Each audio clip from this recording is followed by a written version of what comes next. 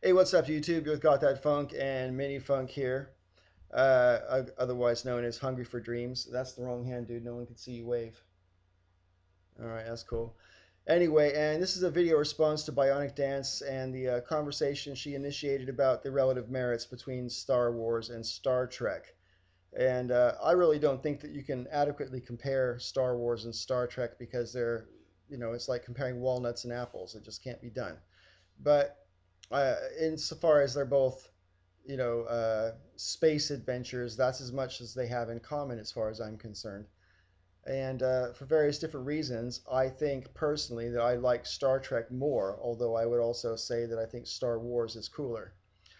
Me and my son here were having a disagreement prior to making this video because I don't think that when you consider the relative coolness and merits of Star Wars and everything involved, I personally think that you should stick that to just the cinema movies and not all of the backstory that goes on in the games or subsequent TV series, Clone Wars, or anything like that, really. The offshoot novels that happened as a result of Star Wars. I think that's a separate thing from the movies insofar as when I come to consider what's cool and not cool, because you could do the same thing with Star Trek, but I just don't think it counts. I think what counts is what you see when you go. What do you think? And what do you think, Falcon? About the cinema releases. Yeah, I mean, because you think that you should be included, don't you? Like the games and the Clone Wars and everything else like that. The Well, yeah, offshoot novels. it's all part of Star Wars. Yeah, but sometimes don't they contradict Well, stuff in the movies or stuff in each other? Like some of the offshoot novels. Like there's Timothy Zahn did that trilogy, Heir to the Empire, and whatever the other two were. And I can't remember off the top of my head.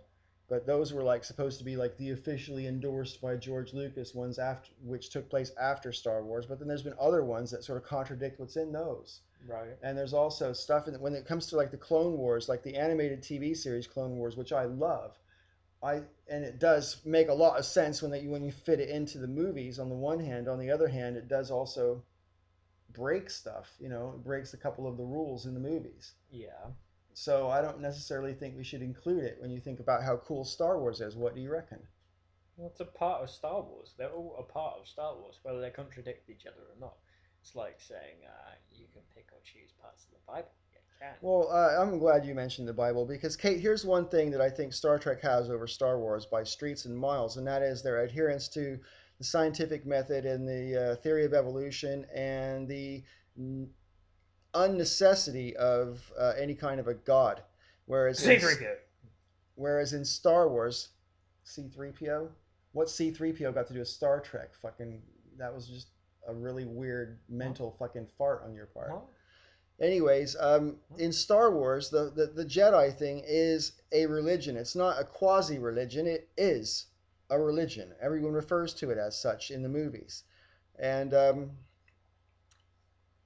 it does conjure up, with the Force is considered, I suppose, part of nature, so it's not necessarily supernatural, but still, it is a religion with all the baggage that carries with it. As much as Buddhism is. It's a super cool religion, I'll grant you, being a Jedi. I'd like to be a Jedi.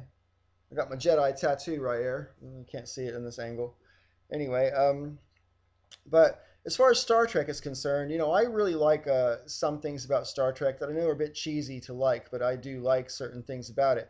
I've seen pretty much the same ones that Kate's seen. I've seen all of the original series of Star Trek. I've seen all of Star Trek Next Generation. I've seen all of Voyager. I've seen minor portions of Deep Space Nine, enough to sort of But put me off of it. you haven't watched the the new old Enterprise. No, I haven't watched any of the Enterprise. Actually, I've watched like a portion of maybe 2 or 3 episodes, and I couldn't sink my teeth into it for some reason. But that's probably my fault. It's not the TV show's fault. I don't know. Really. Well, I mean, I might have just been, I came in, looked at it, and go, oh, I don't know what's going on, don't know who these characters are, and I didn't really let myself get into it at all. I just, didn't even give it a fair chance. So yeah, I don't know if it's good or not. It might be good, it might suck. I really haven't got a clue about Enterprise. Um, And I do like most, but certainly not all of the Star Trek movies. And I like Star Trek, the motion picture, the first Star Trek movie. I think is a proper science fiction movie in every sense. It's visually stunning. It's kind of sort of it was written by that guy. He did lots of Star Trek books. What's his name? Alan Dean Foster, and I thought it had a sort of post Bradbury coolness about the science fiction aspects of it, and they really did sort of carry forward everything from the old series pretty well, I thought. And the Wrath of Khan I loved. I thought the In Search of Spock was fucking dire, and if you wanted to torture me, you would fucking straitjacket me with Clockwork Orange openers on my eyes and make me watch Star Trek 3 In Search of Spock or Star Trek 5 The Final Frontier, which this guy is lucky enough to have never seen. Wait, pretty sure I have seen that one. What happens? It's the one with the whale, isn't it? No, that's 4. Oh, Star Trek Star Trek 4. I'm sorry, Star Trek 4 is good. No, there's nothing good about Star Trek 4. It's funny. It's not funny. It's interesting. It's not interesting. It's got a good plot, carries the story forward. Oh yeah, it got a great plot. It pisses all over Star Trek 3, but cannot be fucking excused because and they followed it with Star Trek 5, which was absolutely dire. Let's clear something up right now. Yeah. The entire original Star Trek, I agree with Kate in this, is ruined not just by Shatner, but it's no. I'm sorry. Kate and you are more than welcome to your opinion about Bill Shatner as an actor and as a personality. However, Captain Kirk is cool as fuck. Because he sleeps with the galaxy. What's wrong with being promiscuous? I'm not saying there's anything wrong with being promiscuous. I'm Good just thing saying. Too.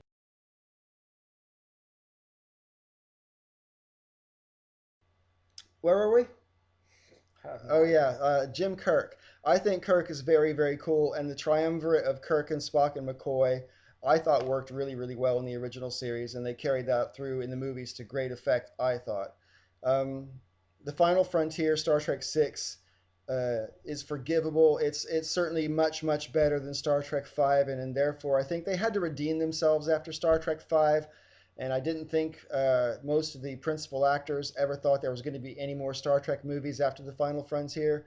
And then, of course, they come back with Generations. A couple of the characters do. And I love Star Trek Generations. I didn't like it as much at the time as I came to like it upon rewatching it. And then the coolest Star Trek movie probably has got to be Star Trek First Contact, when the Borg come to the Earth and they go back in time and all that kind of stuff. So I love the whole. I mean, the subsequent Star Trek movies after that, up until the most recent one, the two after that, bit weak. Especially Star Trek. What's that one called? Insurrection. Nemesis.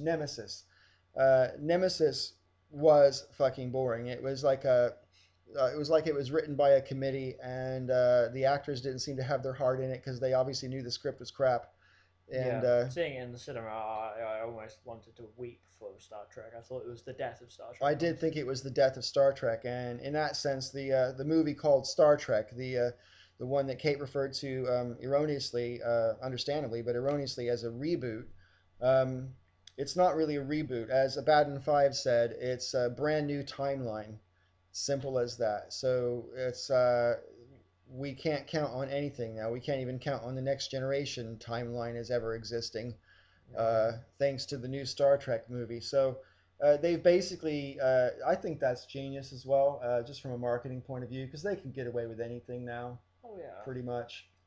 But I think it would be really, really hard for Star Trek movies to be anywhere near as slick and fancy and cool as Star Wars movies. Star Wars movies, I love.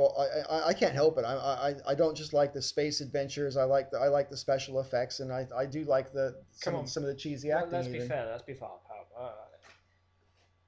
Phantom Menace. Yeah. You consider one of the worst movies you've ever seen. At the time, but I grew to like it. Same with Star Trek Attack of the Clones. Attack of the Clones is unforgivable, man. It's not unforgivable. It's unforgivable. Hayden Christensen is unforgivable in that movie. No. But the movie could have been redeemed with a better actor playing fucking Anakin Skywalker. No, I think the biggest problem with that movie is Anakin. The only two good things about that movie is seeing the CG get a bit better on Little Yoda, and or in fact the original CG, because that was the first one. It was CG, yeah. And Secondly, Obi-Wan Kenobi, of course. You know, um, what's the face? Ewan McGregor played a great role as Obi-Wan in that one. I think he's great as Obi-Wan in general. I love Star Wars Revenge of the Sith.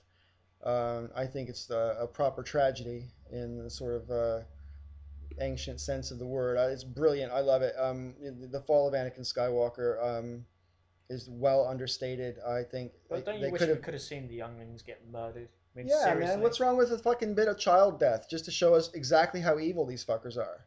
They could have just animated all the kids anyways with fucking CGI. They didn't have to actually have Kill them, yeah. children pretending to be sliced in half and dismembered. Or done my favourite thing, just use the plasticine, just like popped them or something. Boom, like in Yeah, scanners.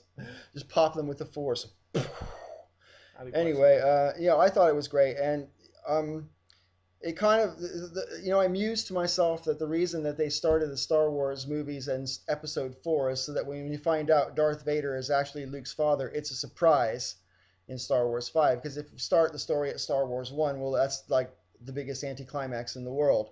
On the other hand, because we didn't know that going into it, I was there on fucking opening night of The Empire Strikes Back, and nobody knew that Darth Vader was Luke's father. Yeah, but did anyone say it when they went out to the Dude, cinema? we all fucking gasped.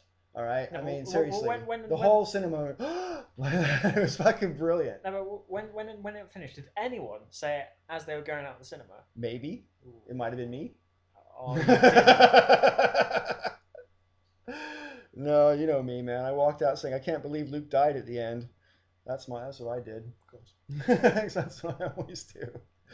Well, I don't do it anymore. I'm far too grown up and mature for that now. But I have passed the information on to my son.